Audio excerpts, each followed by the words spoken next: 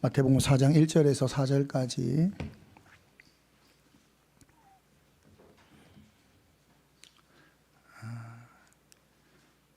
교독하겠습니다.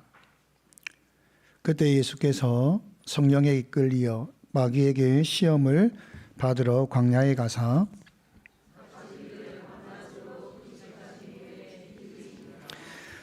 시험하는 자가 예수께 나와서 이르되 내가 만일 하나님의 아들이거든 명하여 이 돌들로 떡덩이가 되게 하라.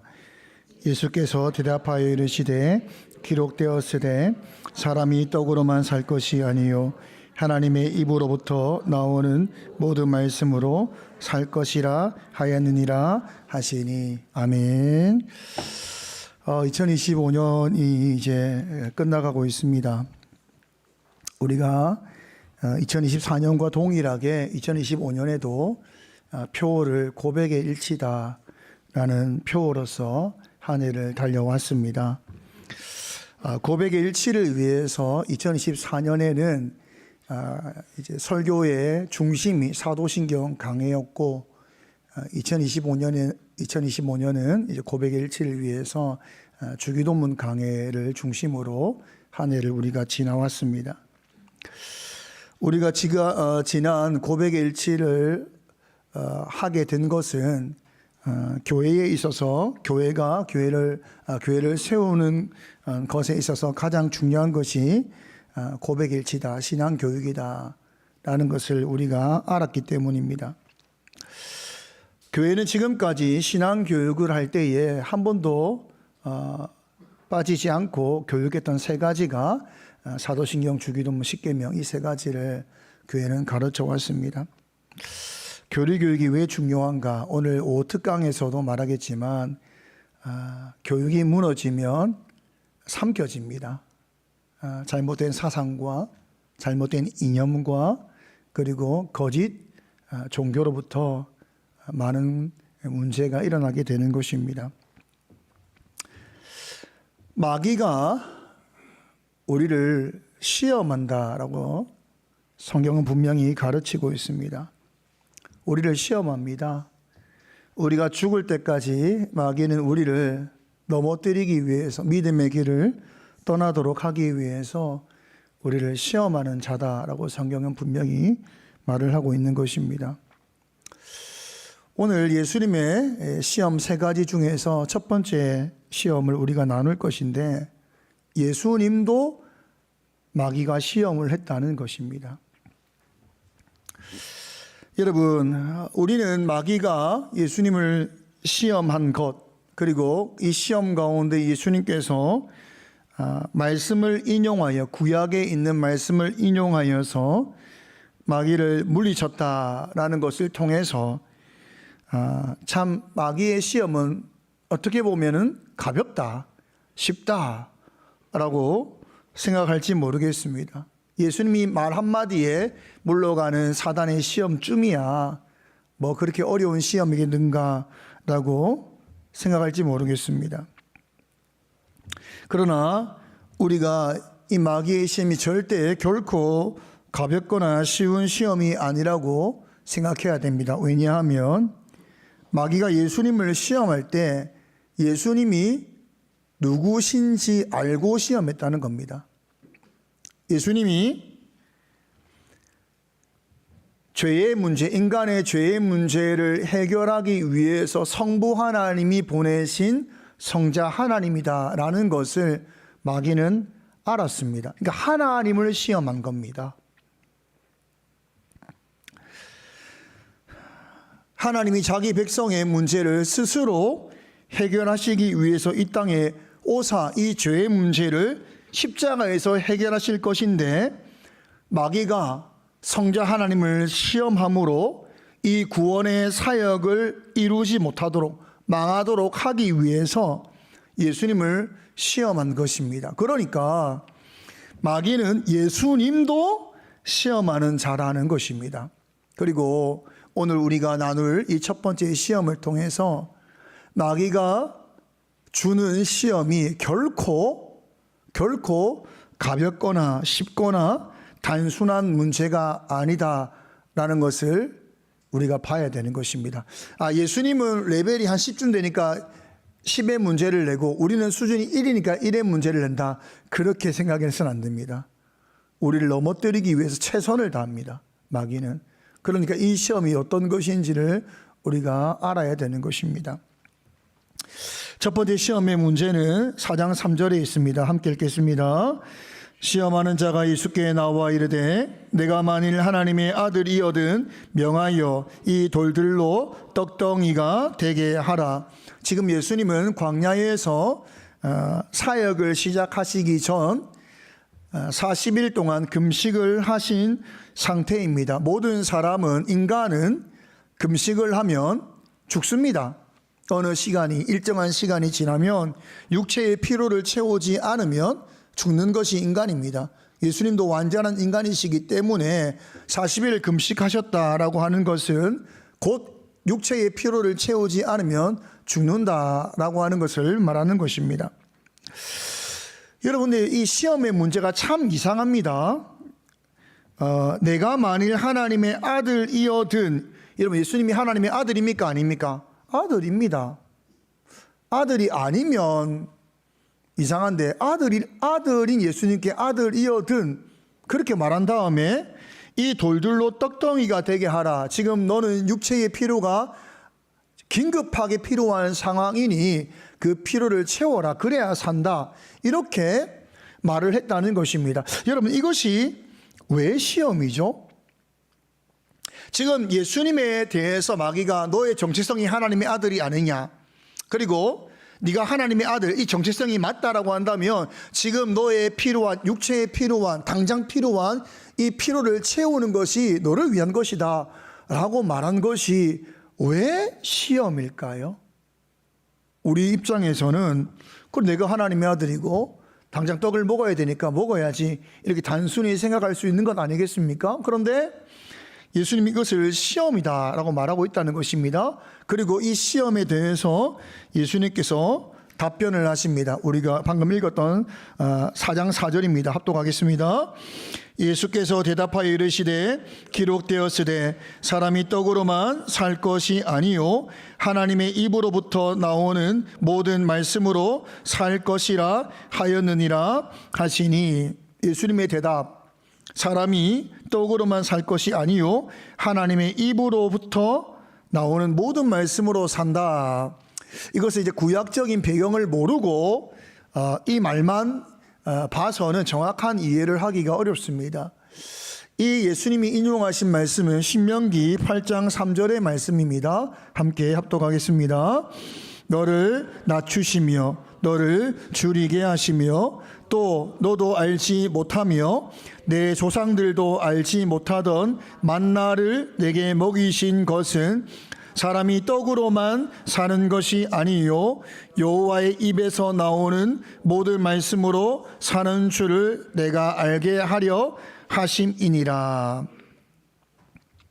사람이 떡으로만 사는 것이 아니다. 여호와의 입에서 나오는 모든 말씀으로 살 것이다.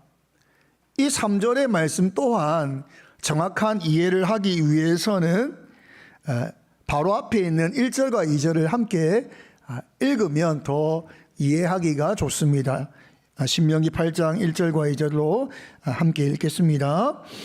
내가 오늘 명하는 모든 명령을 너희는 지켜 행하라. 그리하면 너희가 살고 번성하고 여호와께서 너희의 조상들에게 맹세하신 땅에 들어가서 그것을 차지하리라. 내 하나님 여호와께서 이 40년 동안에 내게 광야길을 걷게 하신 것을 기억하라. 이는 너를 낮추시며 너를 시험하사 내 마음이 어떠한지 그 명령을 지키는지 지키지 않는지 알려 하심이라. 여러분, 신명기 말씀은 우리가 잘 아는 대로 모세가 40년 광야를 끝내고 나서 이제 가나안 땅에 들어가야 할 백성들에게 꼭 가르쳐야 할 교훈의 말씀을 전한 내용입니다. 이 한 절 한 절, 신명기 한 절 한 절은 가나안 땅에 들어갈 백성들이 꼭 들어야 될 말씀, 그리고 마음에 새겨야 할 말씀이라는 거예요. 그러면서 뭐라고 하는가? 너희가 40년 광야길을 걸어왔다. 근데 이 광야길은 의미가 있다는 겁니다. 의미가. 그냥 40년을 버틴 세월이 아니라는 거예요. 그냥 이 40년도 그냥 아무 길도 아니고 광야의 길을 걷게 하신 것은 이유가 있다는 거예요. 그 이유에 대해서 너를 낮추시며 너를 시험하셨다. 이 광야길을 40년을 돌게 하심으로 하나님이 너를 낮추고 시험했다. 이것은 이 광야길이라는 것은 시험, 훈련의 장소였다 라고 지금 말하고 있는 것입니다. 그러면서 오늘 우리가 읽었던 신명기 8장 3절이 그 결과가 너희가 배운 것이 바로 이거다라고 하는 것이 8장 3절입니다. 제가 읽겠습니다. 다시 읽겠습니다.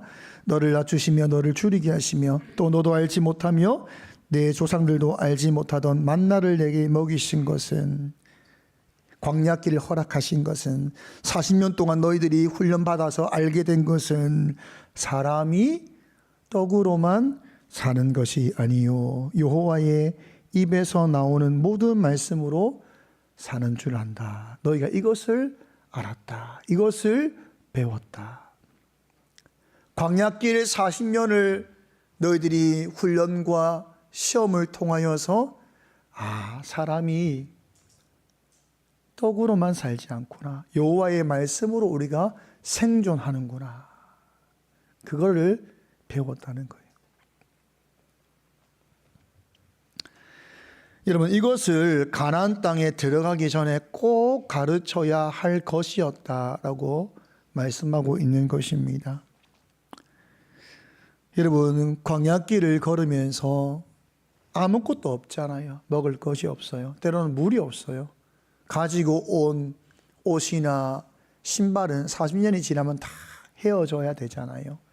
근데 하나님께서 만나로 또 반석에서 물로 또 40년 광야길을 걸어간 그 환경 속에서도 신발과 옷이 헤어지지 않는 것으로 인간이 필요한 의식주, 생존에 필요한 모든 것을 다 하나님께서 주셨다는 겁니다. 광야에 살아도 하나님께서 우리를 돌보시는구나. 우리 생명의 근원, 육신의 생명과 영혼의 생명의 근원이 하나님이시구나. 우리가 살아가는 이 땅의 삶이 하나님의 은혜로 사는 거구나. 이거를 광야길 40년을 통해서 배웠다는 거예요. 근데 이거를 모세가 기억하라. 이것을 기억하라. 여러분, 이것을 기억하지 못하기 때문에 문제가 발생하거든요. 하나님께서 사람의 인생을 광야길로 인도하실 때가 있습니다. 우리가 잘 아는 모세도 나이 40에 나의 힘으로 한번 이스라엘 백성을 한번 구원해 보리라 라고 하다가 결국 광야로 그가 쫓겨나게 되고, 광야 40년 인생을 통하여서 나는 할 수 없습니다 라고 하는 하나님을 의존하고 의지하는 자리로 가게 될 때에 그가 사용을 받지 않습니까? 성경 가운데 가장 참 파란만장한 인생을 산 사람이라 말할 수 있는 야곱의 인생을 보십시오. 그의 시작은 하나님의 나라를 사모하는 사람으로 등장을 합니다. 근데 그는 언제나 자기 힘으로 그것을 차지하려고 하잖아요. 그래서 시작은 장자권을 뺏는 것으로 시작을 합니다. 그러니까 어떻게 됩니까? 도망가잖아요. 삼촌 라반의 집으로 그 먼 길을 하란까지 도망을 갑니다. 그 와중에 피곤하게 잠든 곳이 베델이지요. 베델에서 하나님을 만나지 않습니까? 그러나 그는 변하지 않습니다. 삼촌 라반의 집에 가서도 20년 동안 함께 있으면서 남은 결과가 뭡니까? 부자가 되었으나 그 남편과 가족과 원수가 됩니다. 파란만장하죠. 부자가 되면 뭐합니까? 삼손 집을 탈출하고 나서 보니 어떤 일이 벌어지지요? 20년 동안 형이 베르고 기다렸다는 거예요. 군사를 이끌고 야곱을 죽이기 위해 오더라는 것입니다. 하나님의 은혜로 그 문제가 해결되지 않습니까? 그리고 간 곳이 어디예요? 세겜 땅에 갑니다. 그곳에서 딸이 좋지 못한 일을 당하고 또 두 아들이 그 민족을 다 죽이는 이런 참혹한 일들이 일어납니다. 그 가운데 결국 야곱이 어디를 향하지요? 베델로 향합니다. 베델. 우리가 베델이라고 하는 이 지명의 이름의 뜻이 하나님의 집이다 이렇게 알고 있습니다. 그런데 또 다른 이름이 있습니다. 창세기 28장 19절입니다. 함께 읽겠습니다. 그곳 이름을 베델이라 하였더라. 이 성의 옛 이름은 루스더라. 베델은 지은 이름이고 그 지역의 원래 이름은 루스다. 여러분, 루스라고 하는 이름의 뜻은 광야다입니다. 광야. 루스는 광야입니다. 야곱이 하나님을 만난 곳도 광야이고, 그리고 인생의 문제, 파란만장한 인생의 문제를 결국 해결하지 못하고 도달한 곳, 하나님이 다시 부르사 그를 인도한 곳이 광야입니다. 이 광야 베델에서 정착한 야곱이 그 이후의 역사가 이제 보여지지 않다가 요셉으로 이제 점프를 하는데, 근데 그때가 되었을 때 야곱의 인생을 보면 어떻게 됐죠? 변화되어 있다는 거예요. 광야는 스스로 살아갈 수 없는 곳이 광야이지요. 없다라고 말하는 곳이 광야입니다. 없으면 못 살아야 되는데 살게 되더라는 거예요. 아니, 없는데 살게 되더라는 거예요. 없으면 못 살아야 되는데 없는데 사라지는 것을 통해서 하나님이 선명해집니다. 하나님이 선명해지는 거예요. 하나님의 인도하심이, 하나님의 은혜가, 나를 붙드신 하나님, 인도하신 하나님, 불쌍히 여기신 하나님, 하나님이 선명해지기 시작한다는 거예요. 그게 광야거든요.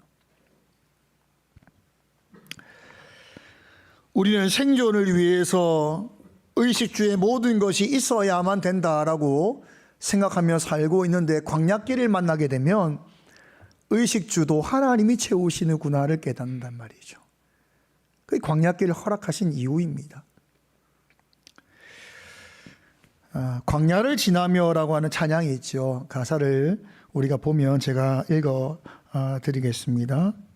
왜 나를 깊은 어둠 속에 홀로 두시는지, 어두운 밤은 왜 그리 길었는지, 나를 고독하게, 나를 낮아지게, 세상 어디도 기댈 곳이 없게 하셨네.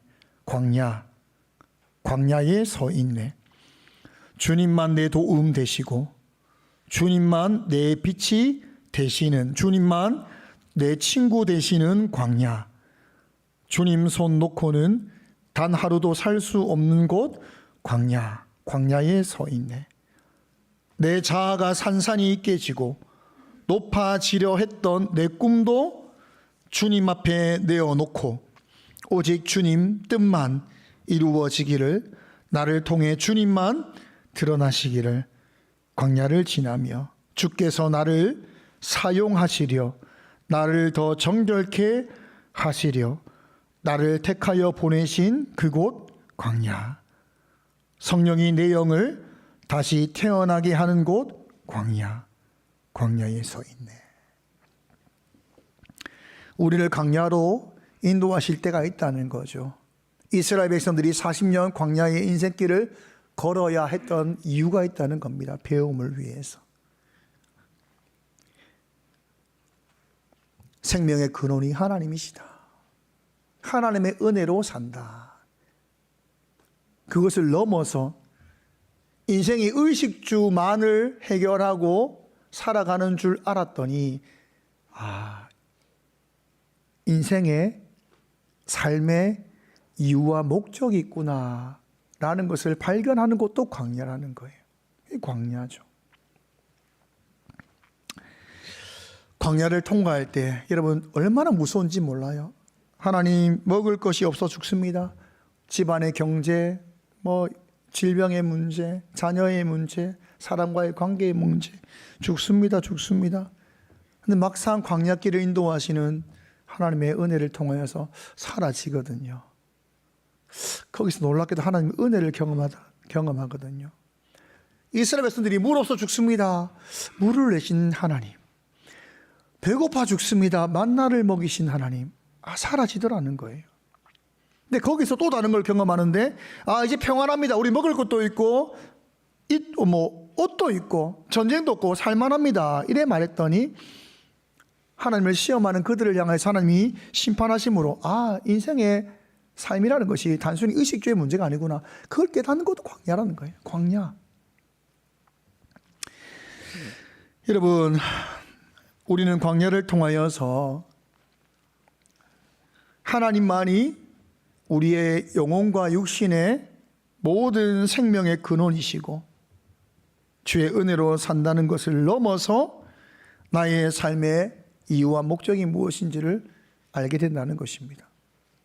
그게 아니면 우리는 의식주를 통해서 어디로 가냐면 나의 삶과 나의 꿈, 나의 생존은 오직 나를 증명하는 곳으로밖에 가지 못하거든요.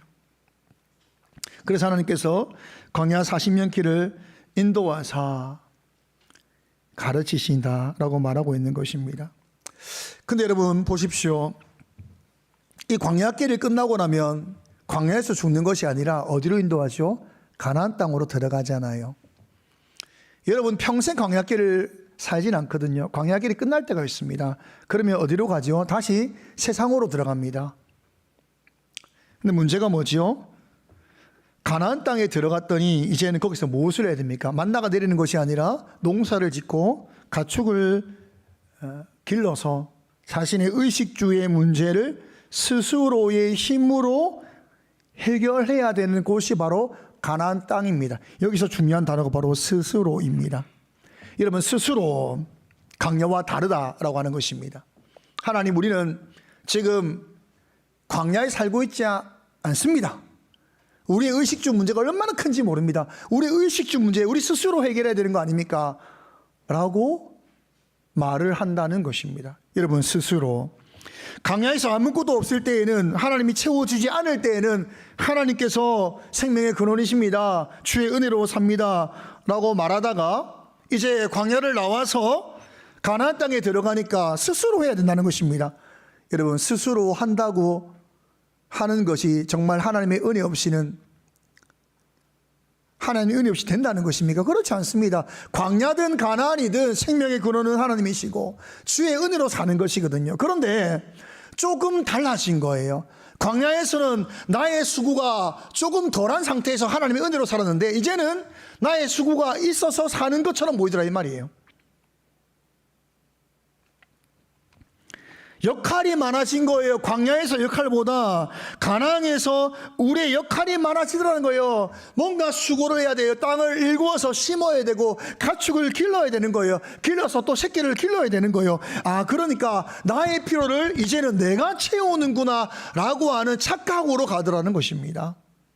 분명히 40년 광야를 통하여서 너희의 생명의 근원은 하나님이시고 주의 은혜로 살고 너의 삶의 이유와 목적이 있다 라는 것을 분명히 배워서 가나안 땅에 들어왔는데 그들이 가나안 땅에 들어와서 스스로 하는 것처럼 여겨지니까 의식주 문제가 너무 큰 겁니다. 의식주 문제가 너무 크고 의식주에 집중하다 보니까 뭐가 생깁니까? 욕심이 생기잖아요. 부자가 되고 싶어요. 권력을 가지고 싶어요. 그러니까 존재의 이유와 목적이 무엇으로 바뀌죠? 나를 증명하는 것으로, 부자가 되는 것으로 바뀌더라는 거예요. 아니, 광야 40년을 경험하고도 바뀌더라는 거예요. 우리를 부르실 때, 하나님께서 우리를 부르실 때에 이스라엘 백성처럼 우리의 존재의 이유와 목적이 거룩한 백성이다, 제사장 나라다. 여러분, 이스라엘 백성이 이걸 몰랐겠습니까? 알고 들어갔습니다. 거룩한 백성, 제사장 나라, 그리고 하나님은 우리의 생명의 근원이십니다. 하나님은 우리에게 은혜를 베푸십니다. 우리 은혜로 삽니다. 우리 존재의 이유와 목적이 하나님이십니다. 알고 들어갔다니까요. 알고 들어갔는데 들어가서 스스로 하는 것이 조금 많아지고 그것을 통해서 뭔가 더 많아질 수 있고 또 세상의 문화를 보면서 욕심이 생기기 시작하니까 갑자기 바뀌더라는 거예요. 하나님, 세상 그렇게 만만하게 사는 거 아닙니다. 예배만 드려서 먹고 살 수 있는 거 아닙니다. 하나님 순종한다고 해서 우리 집이 잘 살 수 있는 게 아니에요. 하나님, 아니 말씀 따라 산다고 해서 뭐 집안의 문제 해결되는 거 아닙니다. 의식주 문제 열심히 살아야 해결됩니다. 하나님, 의식주 문제 지금 당장 나가서 수고해야 해결되는 겁니다. 하나님, 바뀌더라는 거예요. 주의 은혜로 삽니다라고 찬양은 부르지만 주의 은혜로 못 삽니다. 하나님, 이렇게 바뀌더라는 거예요. 예배가 중요하다라고 말하지만 의식주가 더 중요합니다. 하나님, 바뀌더라는 거예요. 바뀌어 있습니다. 광야길을 통과해서 배웠는데, 말씀을 듣고 우리가 확인하고 믿었는데 의식주 문제 앞에서 우리는 완전히 깨어지더라는 것입니다. 산산이 박살이 나더라는 것입니다. 마귀가 이것을 가지고 시험하고 있는 것입니다. 내가 하나님의 아들이거든 명하여 이 돌들로 떡덩이가 되게 하라. 네가 하나님의 아들이지 않느냐? 그러면 당장 먹을 것을 너의 필요를 채워라. 이 말을 하고 있는 것입니다. 얼마나 간단하게 예수님께서 자기가 하나님의 아들이라는 것을 증명할 수 있습니까? 너무 간단하지 않습니까? 예수님 능력 있잖아요. 지금도 필요가 하잖아요. 돌멩이 떡 되게 하셔가지고 먹으면 되잖아요. 얼마나 자기가 자신이 하나님의 아들이라는 것과 또 육신의 필요를 단번에 채울 수 있는 방법이니 얼마나 간단합니까? 근데 예수님 그렇게 하지 않았습니다. 왜 하지 않았을까요? 마귀가 시험했으니까? 우리가 부탁했으면 하실 건데 마귀가 시험했으니까 예수님, 나는 마귀의 시험 따위는, 마귀의 말 따위는 들을 수 없어, 이렇게 해서 이것을 시험으로 보셨기 때문에 안 했을까요? 그렇지 않습니다. 예수님은 자신이 가진 능력을 자기를 증명하는 일에는 사용하지 않았습니다. 단 한 번도. 나를 증명하는 일에는 주님께서 능력을 사용하신 적이 없습니다. 오직 보내신 하나님의 뜻을 따라 자신의 능력을 사용했을 뿐이거든요. 40일 배고픔을 당하여서 당장 해결할 수 있으나 능력을 사용하지 않습니다. 이것을 통하여서 예수님이 하나님의 아들이라고 하는 것을 증명할 필요가 없는 것입니다. 예수님은 한순간도 자기 증명을 위해서는 능력을 사용하지 않았습니다. 여러분, 인간에게 죄가 어떻게 들어왔습니까? 마귀가 하와를 어떻게 유혹했습니까? 선악을 알게 하는 나무를 먹으라 라고 말할 때 이렇게 말을 하지 않습니까?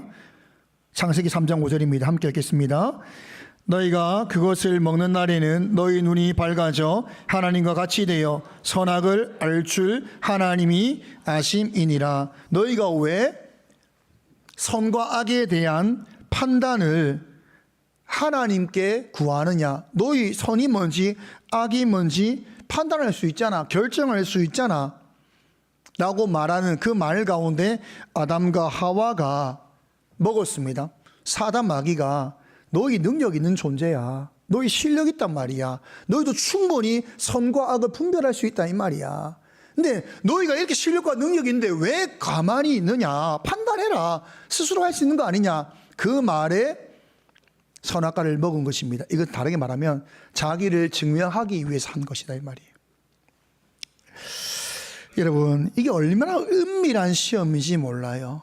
얼마나 은밀한 시험인지 몰라요.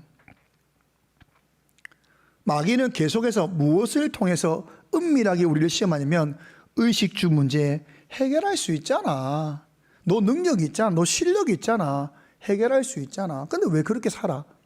이것을 통해서 자기 증명으로 살도록 만듭니다. 우리가 가진 능력과 우리를 부르신 하나님의 은혜를 기억하지 못하도록, 우리가 가진 능력이 주를 위해, 하나님 나라를 위해서 살도록 허락하신 것이다 전혀 생각하지 못하는 거예요.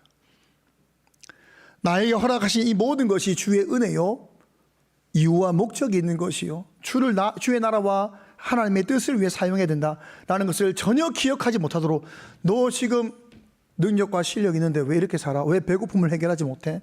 왜 이 문제를 해결하지 못해? 왜 하나님의 뜻이라고 해서 너의 어려움을 그대로 방치하는 거야? 하나님의 뜻이라 하더라도 너의 어려움을 당장 해결할 수 있다면 이 어려움부터 해결하고 교회 가자 이 말이야. 이런 시험이라 이 말이죠. 얼마나 은밀하고 얼마나 이 시험이 우리에게 큰 시험인지 모릅니다.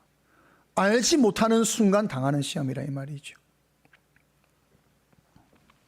예수님께서는 사단 마귀의 시험 가운데 사람이 떡으로만 사는 것이 아니다, 나는 생명의 근원이 하나님이심을 믿는다, 나는 주의 은혜로 사는 자임을 나는 고백한다, 나는 나를 증명하기 위해 나의 능력과 실력을 쓰는 자가 아니라 오직 하나님의 뜻 안에서 내 존재의 이유와 목적을 따라 사는 자다라는 고백이 바로 사람이 떡으로만 사는 것이 아니요 여호와의 입에서 나오는 모든 말씀으로 나는 산다라고 하는 고백이라 이 말입니다. 여러분, 광야를 지날 때 우리 한 번씩 고백한다 이 말이죠. 광야를 지나는 인생 가운데 우리가 내가 참 연약해서 아무것도 하지 못하지만 지나온 세월을 보니 하나님의 은혜로 살았구나 아는데 의식주 문제만 들어갔다 하면 다시 하나님 이거 간단한 문제 아닙니다. 이거 단순한 문제가 아닙니다. 아니 지금 이 문제 당장 해결할 수 있을 때 이거부터 해결하고 오겠습니다 라고 하면서 근원이신 하나님의 손을 놓더라 이 말이죠. 우리 존재와 이유의 존재와 목적을 내려놓고 의식주 문제로 가더라 이 말입니다. 여러분, 이게 마귀의 시험입니다. 이게 마귀의 시험이에요. 우리는 이거 시험인지도 모르고 당하고 있다 이 말이죠. 우리는 이것이 죄의 유혹인지도 모르고 넘어가고 있다 이 말입니다. 여러분, 인생 살면서 어려움 안 당한 사람 누가 있겠습니까? 성도로 살면서 광야길을 안 걸어본 사람 누가 있겠습니까? 그때 배우지 않았습니까? 주님께서 인도하시구나, 주의 은혜구나. 고백, 저 성도님들과 교제하다 보면 이 고백 없는 분 만나본 적이 없거든요. 근데 놀랍게도 이 고백은 고백이고 의식주는 의식주더라고요. 이 고백은 고백이고 나를 증명하기 위해서 바쁘더라고요. 그게 마귀가 주는 시험입니다. 넘어지게 하는 자거든요. 하나님의 나라와 상관없이 살게 하기 위해서 우리로 하여금 스스로 사는 자다, 너는 스스로 사는 자다, 너가 스스로 판단하고 결정하고 너의 가정과 너의 삶과 너의 육체의 필요 모든 것을 네가 증명하여 살아가는 인생이라는 것을 계속하여 말해주거든요. 그러나 우리 그런 인생 아닙니다. 우리는 생명의 근원이신 하나님께서 우리를 돌보시고 주의 은혜로 사는 자이며 분명한 존재의 이유와 목적이 있는 자로 주의 나라를 위해 사는 자라 우리 알고 있다 이 말이죠. 이 고백이 우리가 고백되어져야 될 뿐만 아니라 마귀가 끊임없이 아담과 하와를 넘어뜨리고 끊임없이 예수님을 넘어뜨리게 했던 시험이고, 그리고 지금도 우리를 넘어뜨리게 하기 위해서 이 시험을 하고 있다는 것을 깨닫고, 여러분 언제든지 나의 생명의 근원은 주님이십니다. 나는 주의 은혜로 사는 자입니다. 나를 부르신 주의 뜻 안에 제가 주의 뜻 안에 살기를 원합니다. 이 고백을 해야 되는 것입니다.